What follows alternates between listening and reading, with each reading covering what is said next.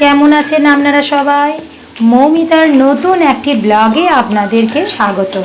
তো গাইজ আগেই বলেছি যে আজকে উল্টো রথের দিনে আমরা মেলা যাবার একটা প্রোগ্রাম ছিল।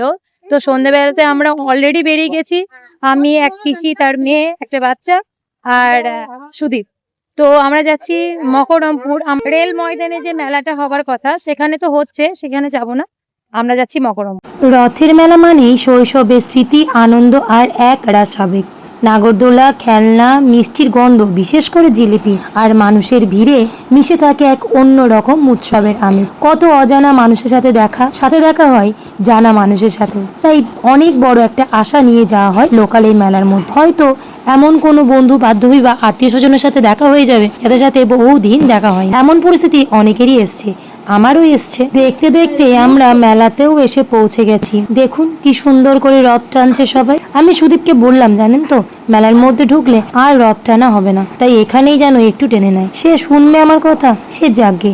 এখন যাচ্ছি মেলাতে। ফেসবুকের অনেক পোস্ট দেখেছিলাম এই মেলাটার, মকরমপুরের মেলা কোথায় না জানাতেও চলে এসেছি এই মেলায়। তো প্রথমত হচ্ছে এখানে একটা শাড়ি এদিক ওদিক করে মেলা বসেছে, কিন্তু মানুষের ভিড় প্রচুর। দোকানের সংখ্যা কম, কিন্তু আইটেম আছে প্রচুর। একদম 5 টাকা থেকে শুরু করে 500 টাকা পর্যন্ত জিনিস আছে। বসেছে নাগরদোলা, বসেছে টয় ট্রেনের মতো একটা ছোট্ট রেলগাড়ি, আছে ছোটদের নানা রকম রাইডিং, আর আছে জাম্পিং। তো যাই হোক, সব মিলিয়ে বেশ জমজমাট একটা আনন্দ উৎসব। তো এই মেলাতে কে কে এসেছেন আপনারা একটু জানাবেন। অবশ্য যারা লোকাল তাদের কথা বলছি। দুধের আইসক্রিম খেতে আমার বেশ ভালো লাগে না, অন্যান্য ফ্রুট যে ফ্লেভার গুলো আছে সেগুলোর মধ্যে থেকে ম্যাঙ্গোটাই পছন্দ করলাম। আইসক্রিম খেতে খেতে আমাদের শুরু হলো মেলা পরিদর্শন করা। কি বলবো, দোকানগুলোতে এত ভিড়, আর সব থেকে আকর্ষণীয় ভিড় হচ্ছে 5 টাকা এবং 10 টাকার দোকানগুলোতে। আমরাও কিছু জিনিস কিনে নিলাম, সেগুলো শেয়ার করব আপনাদের সাথে। এই মেলা ঘুরতে ঘুরতে ছোটবেলার কথা খুব মনে পড়ে। বাপি বা দাদু ভাইয়ের ঘাড়ে চেপে এই মেলা পরিদর্শন করার মজাই তখন অন্যরকম ছিল। হয়তো এখন সেই দিনগুলো ফিরে পাবো না, তবুও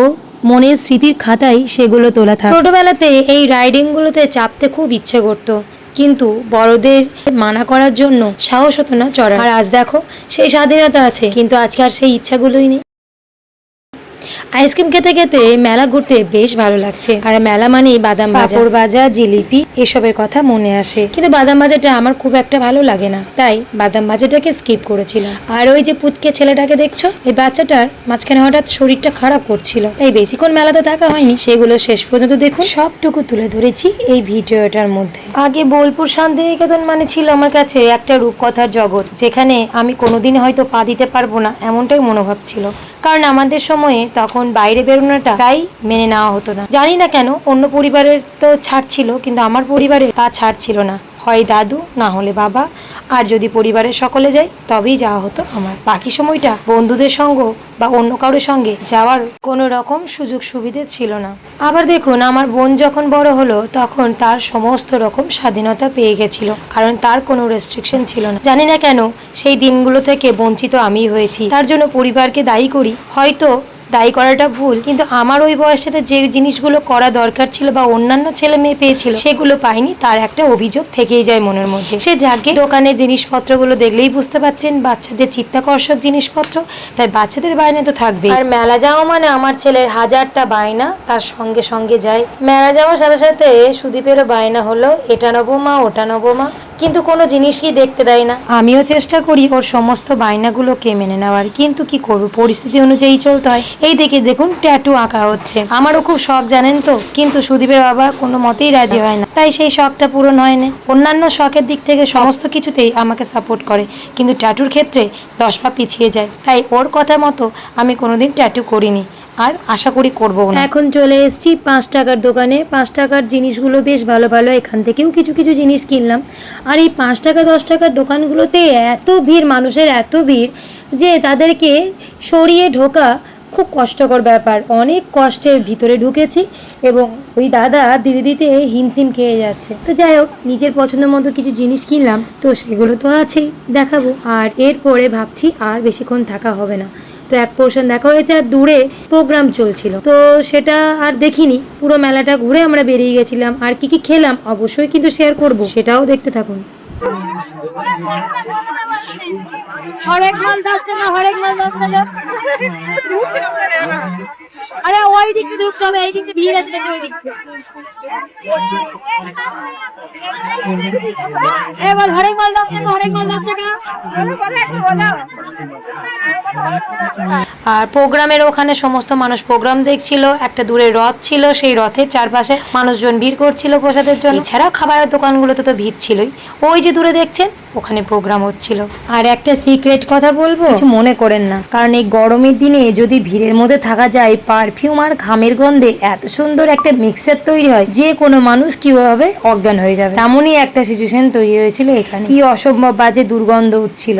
এখন আইসক্রিম হজম হয়ে গেছে, এবার ছেলের বাইনা অন্য কিছু খাওয়া যাক। তো কি খাবো সেটাই ভাবতে ভাবতে যখন এগিয়ে যাচ্ছি তখন চোখে পড়লো একটা জায়গায় পাঁপড় ভাজা হচ্ছে। রথের মেলা আর পাঁপড় খাবো না, এটা তো ভাবাই যায় না। তাই খুব তাড়াতাড়ি আমরা পৌঁছে গেলাম পাঁপড় ভাজার কাছে।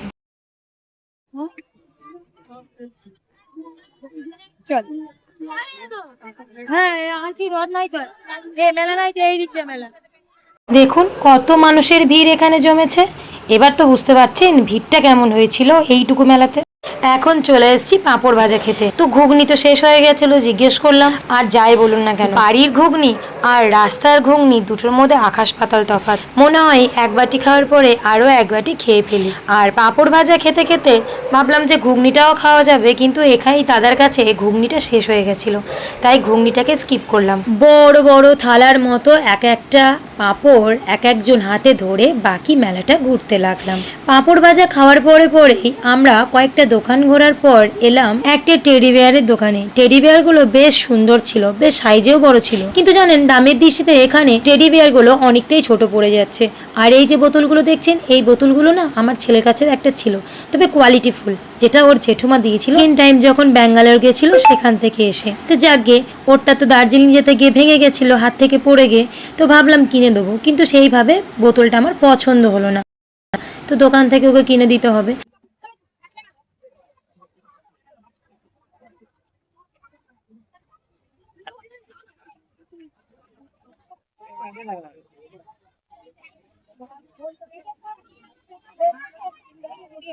ঘুরতে ঘুরতে হঠাৎ চোখে পড়লো একটা ঘুগনির দোকান। দিদি ঘুগনি কত করে প্লেট?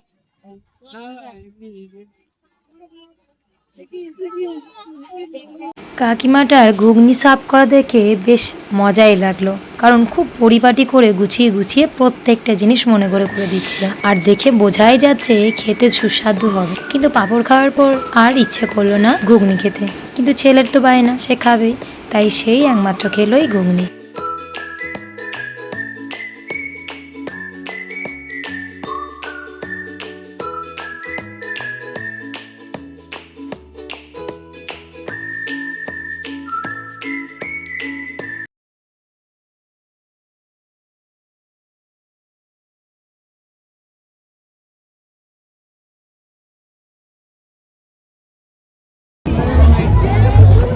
গো ছেলেটা কিছু খাবে না, ও ছোট স্প্রাইট খাবে বা কিছু খাবে, হজম হয়ে যাবে। তাহলে স্প্রাইট খাবে তো খা, জিনিস নেবে বা হাতে। ও এরকম করে তবু পরিপাটি করে বাঁ হাতে খাচ্ছে, কিন্তু ডান হাতে খেতে পারে না।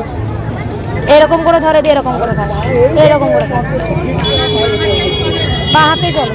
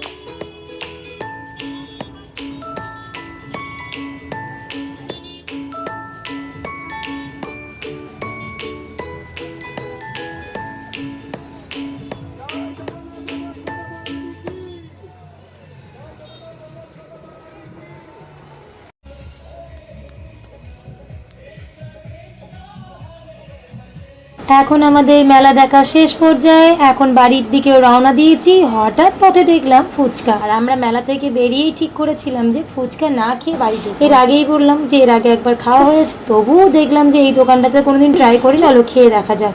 আর আমরা তো ঘুগনি খাইনি, তাই ফুচকাটাই ট্রাই করে নিলাম। কাকুটা তার আগেই ফুচকা দিচ্ছিল এবং বাড়ির জন্য প্যাক করছিল, তাই একটু দাঁড়াতে হলো। এখানকার ফুচকাটা খেতে বেশ ভালো লাগলো, অপূর্ব লাগলো, মাখানোটা খুব সুন্দর হয়েছিল। এরপর বাড়ির পথে যাত্রা করলাম। আমাদের মেলা দেখা শেষ, বাড়ি পৌঁছে গেছি। পায়ে তো প্রচন্ড ব্যথা করছে, হেঁটে হেঁটে গেছিলাম, হেঁটে হেঁটে এসেছি একদম। বাড়ি থেকে পুরো হেঁটে হেঁটে মেলা গেছি একদম সেন্ট টেরিজের কাছে, স্কুলটার কাছে, ওখান থেকে আবার হেঁটে হেঁটে এসেছি। প্রচন্ড পায়ে ব্যথা। তো চলুন আপনাদের সাথে কি কি কিনেছি সেটা শেয়ার করে দিই। ও তার আগে বলে দিই কি কি খেলাম। প্রথমে গিয়েই আইসক্রিম খেয়েছি। আইসক্রিম খেতে খেতে সমস্ত মেলার প্রায় অর্ধেক অংশ, নাকি অর্ধেক অংশ ঘুরে ফেলেছি। তারপরে মেলা হচ্ছে রথে, পাঁপড় ভাজা খাবো না বললেও হয় না, তাই পাঁপড় ভাজা খেয়েছি। একটা করে সবাই মিলে পাঁপড় ভাজা খেলাম। তারপর ছেলে খেলো মেলার ঘুগনি, ওর খুব ভালো লাগে, আমারও একসময় ভালো লাগতো, এখন আর ভালো লাগে না। তো ও খেলো 1 প্লেট ঘুগনি। এরপরে ফুচকা খেলাম, ফুচকা খেয়ে বাড়ি এলাম। তো আজকে দুবার ফুচকা খাওয়া হয়ে গেছে অলরেডি, যেহেতু পিসুমণিকে নিয়ে একবার বাইরে গেছিলাম, তখন একবার খাওয়া হয়েছে ফুচকা 4 জনে মিলে। তো আবার আসার সময় আবার ফুচকা খাওয়া হলো। পেট তো অলরেডি ভর্তি হয়ে গেছে, আর মনে হয় না যে কিছু খেতে হবে, কিন্তু তো কিছু করার নেই, রান্না তো করতেই হবে। তো যাই হোক, আগে শেয়ার করে দিই আপনাদেরকে কি কি কিনেছি। এসেই শুয়ে পড়েছে, ও বেচারা আর হাঁটতে পারছিল না, প্রায় সময় বলছে একটু বসি একটু বসি, কিন্তু কিছু করার নেই, একবার বসে পড়লে আরও হাঁটতে পারতো না। তো যাই হোক, কী কী কিনেছিস তুই দেখাবি না আমি দেখাবো? আমি দেখি তাহলে ভালো করে ওঠো, উঠে দেখাও একটা একটা করে। ছাড়ি ছাড়ি যেটা যেটা কিনেছি সেটা বলি। বল। ব্যাগনেট কটা নিয়েছিস দেখা দেখা। একটা লাভ শেপে, একটা লম্বা, একটা গোল, ও দুটো লাভ শেপ, দুটো গোল। তার মধ্যে আকিবের আছে, আমার সাথে যে বাচ্চাটা গেছিল, আকিবের আছে দুটো। আর কি কিনেছিস? এটা কি? স্টিকার কটা কিনেছিস? 4টে। একটা নানা রকম ইমোজি আছে। কি কি আছে দেখা। পাখির, বার্ডসের আছে, ইমোজি আছে, এটা স্পাইডারম্যান, স্পাইডারম্যানের, আর এটা বেনটেন। দেখে না একটাও কিছু, কিন্তু এগুলো নেবে। বেশ, আর আর কি কেনা হয়েছে বল। আর সাবানের সোপ। সোপ কেস খুলে দেখা। এই সিস্টেমটা খুব সুন্দর জানেন তো, দেখুন একদম বাক্সের মতো, খোলা, খুব আবার সুন্দর। এইখান থেকে আবার খোলা যাবে, এবারে এ হলো কেন খোলা হুম, ভেঙে গেল বেশ, কোনো হবে না। সিস্টেমটা খুব সুন্দর। এর ব্রাশ, আর এটা একটা ব্রাশদানি। এটা অ্যাকচুয়াল ব্রাশদানির জন্য আমি কিনিনি, এটা আমার কিচেন নাইফগুলো রাখার জন্য কেনা, তো যেটা কাজে লাগবে সেটাতে। আর এই যে গার্ডারগুলো না হয়েছে, রাবার ব্যান্ডগুলো, এই ব্যান্ডগুলো না হয়েছে এই কারণে, চুলের জন্য, বুঝতেই পারছেন, আমার বোনের জন্য। আর পুচকিটার জন্য কিছু নিইনি বলতে, যেগুলো ছিল সেগুলো আমার খুব একটা মনোপুত হলো না, ছিল অনেক কিছুই ছিল কিন্তু মনোপুত হলো না। আর এই বোল দুটো নিয়েছি, ছোট্ট ছোট্ট, বেশ খুব কিউট কিউট, বেশ দেখতে খুব সুন্দর। এই বোলটা আমার খুব পছন্দ হলো। আমি এরকম 6টা চাইলাম, কিন্তু 6টা পেলাম না, মনে হয় অলরেডি বিক্রি হয়ে গেছে। এই দুটো পড়েছিল, আমি এই দুটোই নিয়ে নিয়েছি, আমার বেশ ভালো লাগলো। তো আজকের ভিডিওটা এইটুকুই, আশা করি আপনাদের সকলের ভালো লেগেছে ভিডিওটা।